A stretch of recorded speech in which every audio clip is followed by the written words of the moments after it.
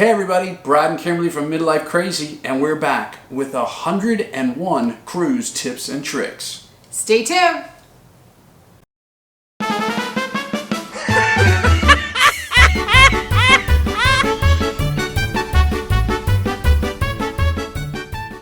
Hey everybody, thanks for watching. We're here to introduce our new series, Cruise Tips 101, where we're actually going to give you 101 cruise tips and tricks in a 10-part series. 101? 101.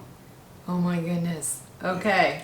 So the series will follow somewhat of a pattern where we'll start with things you do pre-cruise and it'll follow all the way through embarkation day, and then tips and tricks that you can also practice while you're on the ship and in port. Excellent. Sounds like we should get started. That's a lot of tips. Before we get started. What? Before we get started, we've got some exciting news. Oh, tell them our exciting news. Yeah, so we just crossed over the 500 subscriber mark this week, which thank you. So we really want to thank you guys. There's lots of vloggers out there that have a lot more subscribers, but for us, you know what? We had to get to 500 before we can get to 600 and so on and so forth. So we really want to thank you guys for watching and subscribing. So and nice comments that we've been getting. Yeah, we get lots of really nice comments. So, we talked about it a little bit in our Splendor vlogs that when we do get to 1,000, we're going to have a really cool giveaway at 1,000 subscribers. And what are we going to give away? Lots of cruise items. We have a whole big, huge duffel bag that we're going to fill up with cruise items. So you're the ones that will help us get to that 1,000 subscriber mark. Yeah, so like she said, it will be a really cool gift with lots of items you can use on your future cruises. Yep. So if you haven't already subscribed, please consider subscribing. And if you know somebody that likes cruise videos and you want to pass along our channel to them, feel free. So without further ado, we're going to go into our first 10 cruise tips. As I look down at notes. We do have notes because we don't have memories like elephants. No. So Kimberly's going to start with number 1. Number 1. Cruise lines can make it difficult to cruise solo. So I know that this has come up in a conversation we had recently, but they are aware of it, and there are on the newer ships accommodations for single cruising passengers, are there not? There are, and some of the, I know the new Symphony of the Seas for Royal Caribbean has actual solo cabins for solo cruisers. So the cruise industry is trying to improve that so that you don't have to pay for double occupancy, or sometimes it's 1.5 times the cruise fare on cruise lines. So they're making an effort, but still to this point there's certainly not a lot of cruise lines that offer where you can just cruise solo rather and just pay for one person. So be aware, if you're cruising solo, that you may have to pay a higher price. Yeah, absolutely. All right, what's number 2? Number 2. What is it? Cruising is cheaper when the kids are in school and it's hurricane season. Yep, for sure. And that's usually when we do cruise. That is usually when we cruise. We usually cruise during hurricane season. Yep.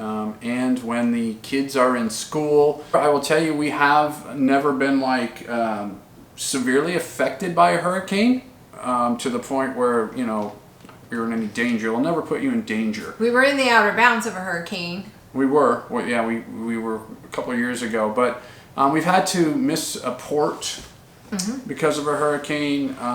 But, all in all, we've never had any real issues, so. All right, number 3. Cruise prices are the same on every website. So, for example, I received a notification that there was a sale on cruises. So I was like, oh, Brad, we need to take a look at this. So I clicked on it. It was through Expedia. And Brad's like, we can get the same price going direct through Carnival. And I said, we can? They said it was a sale. And he goes, nope, we can. So sure enough, we logged on to Carnival and we were able to get the same price. Yeah, hint, we just added an extra cruise to our 2019 schedule. Yeah, we did. We did just book just a little 3-day cruise getaway. Yeah. So But yeah, so it doesn't matter what website you go to, whether it's the cruise line, Expedia, Priceline, Travelocity, Cruise.com, the prices are all going to be the same. And then we were talking last night that, hey, with a travel agent, you know, our cruise is cheaper. Occasionally the cruises are cheaper because they block large numbers of rooms with the cruise line. So occasionally with a travel agent you are able to get a little, not a steep discount, but a little bit of a discount. Mostly with travel agents what you're going to get is sometimes you'll get a little bit extra onboard credit, or you might be able to get like a free meal at one of the specialty restaurants or something like that. Us, we don't use a travel agent, not because we have anything against them. We just go direct. We just go direct with the cruise line and do everything directly with the cruise line. So that's just our preference. All right, Bradford, number 4. Number 4. So if you're going to book a cruise, consider booking a room on the back of the ship or an aft cabin. Yes. Right? It's an experience that you have to try at least once if you like to cruise. And the reason being is it really gives you a whole new perspective of cruising, where you're not always looking off just to one side of the ship. You're able to have a 180-degree view to both sides of the ship, and one of the coolest things is you get an on-demand view of the wake of the boat. When it's you know, when you're traveling at sea and you can hear the water, and it's very relaxing. Yes, we did that on the Carnival Breeze. We had an aft cabin. Yeah. Beautiful. So far, it's my favorite place on the ship to cruise. Yeah, the positives far outweigh the negatives. All right, number 5. If you tend to have motion sickness, book a cabin either low and in the middle, correct? Yeah, so if you have any kind of motion sickness or seasickness and you know you suffer from it, really consider booking as low as possible, right? And as close to the middle, because that is the absolute... It's like, think of a teeter-totter, and if you stand in the middle... It's a great analogy, a teeter-totter. Yeah, if you stand in the middle of a teeter-totter, you're not going to get that such an extreme as you would on the end, so low and in the middle. Right, so just depending on, you know, and the bottom line is the higher you are, the more you're going to experience the tilting. Yes. Whether it's teeter-tottering or side to side, you're still going to experience that. And number 6, this is a special one. Go ahead, Bradford. Yeah, so we have one of our subscribers. Her name is Ruth Todd, and she watched our previous tips videos, the previous 2. Hi, Ruth. Hey, Ruth, how are you? She watched them and she commented, and she sent in a couple tips of her own. So one of her tips and suggestions was what her and her husband do is they have what they call their cruise jug. Quote, I like this tip too. Quote, cruise jug, and they keep it on top of their refrigerator.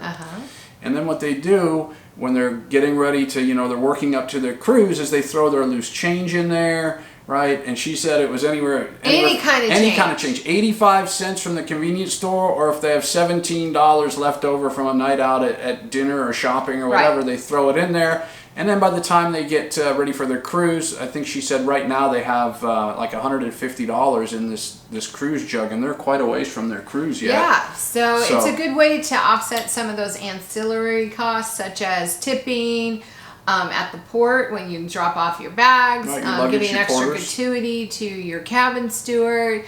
It's just, I think it's a great tip just for that extra cash that you might need. Yeah, so it is. So, and then I think at the end she said, and maybe there'll be a left over for the casino. Yes, Ruth, you and I, Number 7, check the weather. So, this is like when you're getting up to your cruise, because we talked about it in our last cruise a little bit. It really helps me. I start a month ahead of time, which is a little early because you can't really see the weather a month ahead of time. But about 2 weeks out, 10 to 14 days, you can start tracking the weather and see what's going on. So you know what, typical, but if something changes, then it gives you the opportunity to change your wardrobe to accommodate what the weather will be. Or bring an umbrella, or bring a raincoat, or bring anything. Yeah, you can get those rain ponchos really cheap at the dollar store. Yeah. But yeah, keep an eye on the weather because it can change and it can affect your cruise if you're not prepared. So. Absolutely. All right. So one more tip from Miss Ruth Todd. This was the second tip she gave. Hey, Ruth. Hey again, Ruth. And I thought this was really good. We have to read this. So what she said was install the Uber or Lyft app on your phone. Yep. Right? Because it is, a quick Uber and Lyft have become, very, very popular, and it's a quick way to get from your airport to your hotel or the airport to the cruise port. Right. It's also, if you're, flying in a day early, Uber or Lyft is a great way to just, Right. go see the departure city that you're in if you're in, Florida or Galveston or wherever Right. you are. Yeah, I don't know that I know that Uber and Lyft offer larger vehicles to pick you up, but we've never done that. We've just arranged transportation because of the many bags that I have to bring. But I'm working on that. I know. I'm working on it. I'm struggling. I'm a recovering overpacker. That's what I am. So, just going along those lines for tip number 9. Oh, what's number 9? Wow, look at that. Is that just kids me? Arrange transportation to the cruise port or hotel and back to the airport. So make sure you make all your transportation arrangements prior. Yes. Not try to do it the day of, because it's a hassle. It really is. So. And number 10. Number 10, and the final tip for this particular video is, drum roll. That sounded like a bee, not a drum roll. Travel to the cruise port a day ahead of time, unless you're really close. Really close. Like if your flight got canceled, you could drive there. Right, exactly, and make it on time. Because I have seen and heard nightmare stories about flights being canceled, flights being delayed, right? People being stuck in traffic because they were trying to drive 4 or 5 hours to get to the cruise port. So The day of the cruise. So, you know what? If at all possible, go in the day before. That way, you know what? You can get a good night's rest. You can get up, be ready to go the next morning. It would just be terrible for you to have to rush around or be worried about not getting on your cruise ship because your flight's delayed, your flight's canceled. Well, the worst thing that can happen and make your cruise start off on a wrong foot is stressing out about not getting there on time. Yeah, because you're on vacation. You want to be calm and collected, and you want to have a good time. The minute you step on that ship, it's probably the top 10s of the tips is go in the day before. It is in the top 10, actually.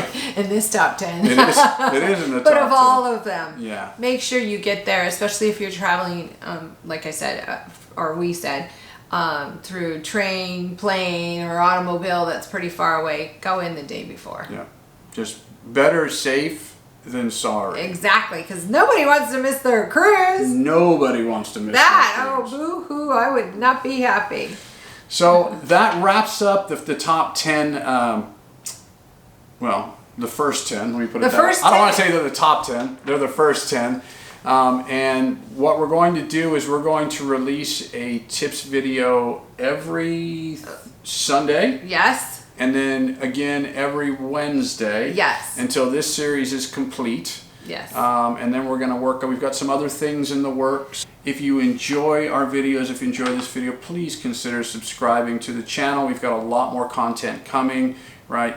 Hit the little bell for the notifications. That way you'll know every time we upload a new video. Yeah, give us a thumbs up, like, leave us a comment. If you have any tips and you'd like to share them with us, we love that. Absolutely. And we'll include it. We're just going to keep going with these videos it'll keep us busy for the next several weeks, and hopefully you guys will and thank you again. Yes, and thank you again for getting us to that 500 subscriber mark. Yeah. Help us get to 1,000. We want to get to that 1,000 and have the giveaway. It's going to be a great giveaway. Yeah, so we do. We want to give stuff away. Yes. Well, to all of you, for a big thank you for enjoying our channel and supporting us. Yeah. I'm Kimberly. I'm Brad. And we are Midlife Crazy. Thanks for watching. We'll see you next time.